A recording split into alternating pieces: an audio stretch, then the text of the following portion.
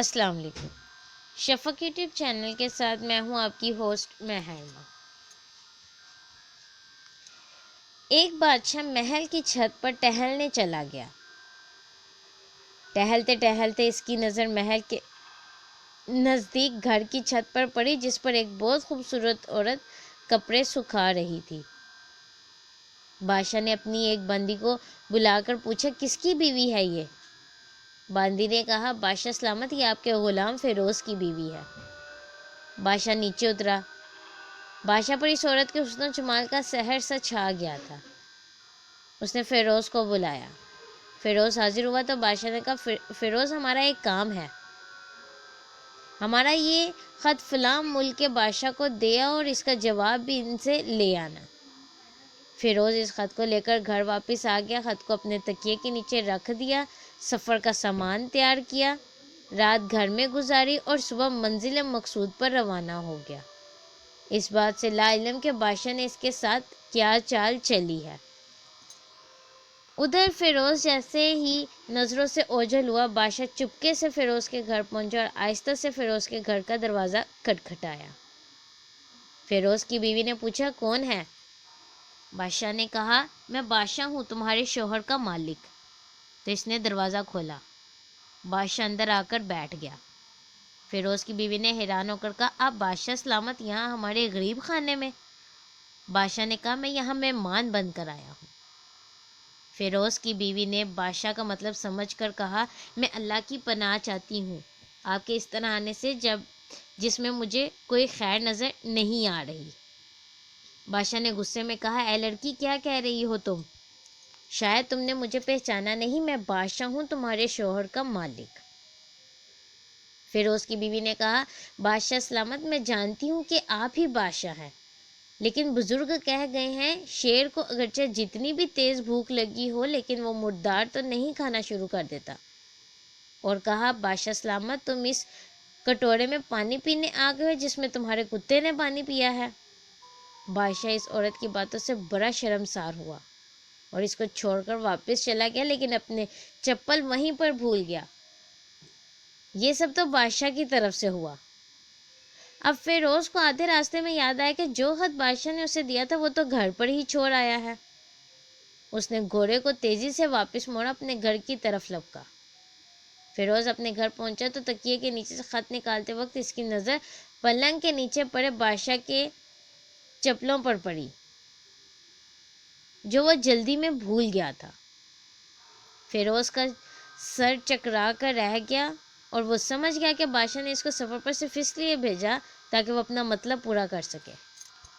فیروز کسی کو کچھ بتائے بغیر چپ چاپ گھر سے نکلا، خط لے کر وہ چل پڑا اور کام ختم کرنے کے بعد بادشاہ کے پاس واپس آیا تو بادشاہ نے انعام کے طور پہ اسے 100 دینار دیے۔ فیروز دینار لے کر بازار کے عورتوں کے استعمال کے قیمتی کپڑے اور کچھ تحائف بھی خرید دیے۔ گھر پہنچ کر بیوی کو سلام کیا اور کہا، چلو تمہارے میکے چلتے ہیں۔ بیوی نے پوچھا، یہ کیا ہے؟ کہا، بادشاہ نے انعام دیا ہے اور میں چاہتا ہوں کہ یہ پہن کر اپنے گھر والوں کو بھی دکھاؤ۔ بیوی، جیسے آپ چاہیں۔ بیوی تیار ہوئی اور اپنے والدین کے گھر اپنے شوہر کے ساتھ روانہ ہوئی۔ داماد اور بیٹی اور ان کے لائے گئے تحفوں کو دیکھ کر وہ لوگ بہت خوش ہوئے۔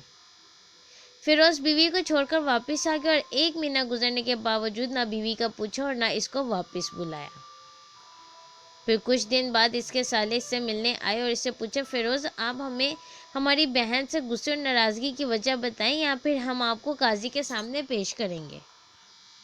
تو اس نے کہا، اگر تم چاہو تو کر لو، لیکن میرے ذمہ اس کا ایسا کوئی حق باقی نہیں جو میں نے ادا نہ کیا ہو۔ وہ لوگ اپنا کیس قاضی کے پاس لے گئے تو قاضی نے فیروز کو بلایا۔ قاضی اس وقت بادشاہ کے پاس بیٹھا ہوا تھا۔ لڑکی کے بھائیوں نے کہا، اللہ بادشاہ سلامت اور قاضی القضا کو قائم و دائم رکھے۔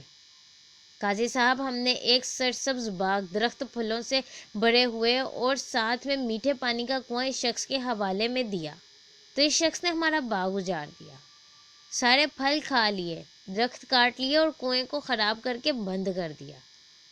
قاضی فیروز کی طرف متوجہ ہو کر پوچھا، ہاں تو لڑکے، تم کیا کہتے ہو اس بارے میں؟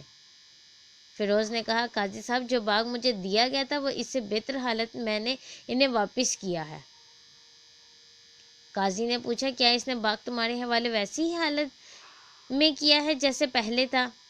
انہوں نے کہا ہاں ویسے ہی حالت میں واپس کیا ہے، لیکن ہم اسے باغ واپس کرنے کی وجہ پوچھنا چاہتے ہیں۔ قاضی ہاں فیروز تو تم کیا کہنا چاہتے ہو اس بارے میں؟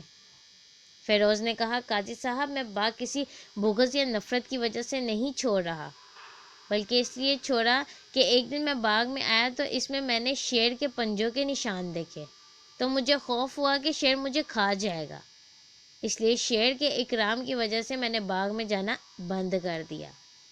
بادشاہ جو ٹیک لگائی یہ سب کچھ سن رہا تھا اٹھ کر بیٹھ گیا اور کہا فیروز اپنے باغ کی طرف امن اور مطمئن ہو کر جاؤ، واللہ اس میں کوئی شک نہیں کہ شیر تمہارے باغ میں آیا تھا، لیکن وہ وہاں پر نہ تو کوئی اثر چھوڑ سکا، نہ کوئی پتا توڑ سکا، اور نہ ہی کوئی پھل کھا سکا۔ وہ وہاں پر تھوڑی دیر رہا اور مایوس ہو کر لوٹ گیا، اور خدا کی قسم میں نے کبھی تمہارے جیسے باغ کے گرد لگے مضبوط دیواریں نہیں دیکھی۔ یہ سن کر فیروز اپنے گھر لوٹا اور اپنی بیوی کو بھی واپس لے لیا۔ نہ تو قاضی کو پتہ چلا اور نہ ہی کسی اور کو کہ ماجرا کیا تھا۔ کیا خوب بہتر ہے کہ اپنے اہل و عیال کے راز چھپانا تاکہ لوگوں کو پتہ نہ چلے۔ اپنے گھروں کے بید کسی پر ظاہر نہ ہونے دو۔ اللہ آپ سب لوگوں کو خوشیوں سے بھر دے، آپ کو، آپ کے اہل عیال کو اور آپ کے مال کو اپنے حفظ ایمان میں رکھیں، ہم یہی دعا کر سکتے ہیں، کیونکہ انسان تب تک اپنا غم اور درد اپنے تک رکھتا ہے جب تک وہ کسی کو بتا نہیں دیتا، لیکن جیسے ہی کوئی آواز آپ نے نکالی نہیں کہ دنیا آپ کا تماشا دیکھنے پہنچ جاتی ہے۔ کوشش کریں کہ فیروز کی طرح آپ بھی اپنا مقدمہ اسی طرح کسی عدالت میں پیش کریں تو کسی کو خبر نہ ہو کہ بات کس موضوع پر ہو رہی ہے۔ اتنے خوبصورت انداز میں اللہ کے نیک بندے ہی کسی مقدمے کا فیصلہ سنا سکتے ہیں، ورنہ ہم عام لوگوں کی کیا اوقات جو تماشا لگائے بغیر کسی مقدمے کا فیصلہ سنا دیں۔ اللہ ہم سب کو ہدایت دے۔ اس طرح کی مزید ویڈیوز سننے کے لیے ہمارے چینل کو لائک اور سبسکرائب کرنا مت بھولیں۔ شکریہ۔